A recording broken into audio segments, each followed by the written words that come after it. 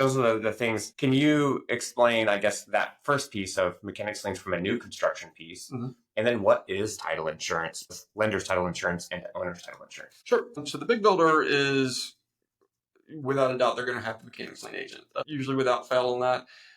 Depending on the builder, they may or may not have potential lien claimants out there. It's usually they've got their teams that are building that are in-house, but they may have mechanics liens for, was the lumber purchased from a lumber company or something like that. So the framing lumber and all that sort of stuff, or they may have the concrete person is a potential lien claimant. So depending on the circumstance, we may see a few of them there.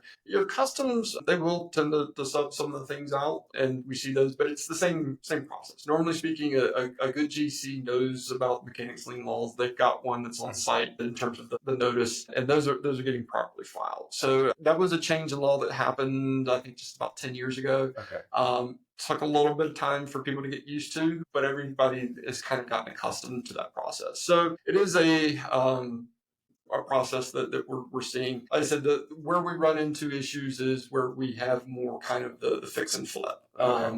Is where we're seeing kind of that's not getting done not always like it should. So, but it's a solvable problem if they mess up, but it's just one that takes time to solve. So what I typically will say is, uncommon transactions require uncommon solutions, Right. and you just have to account for that.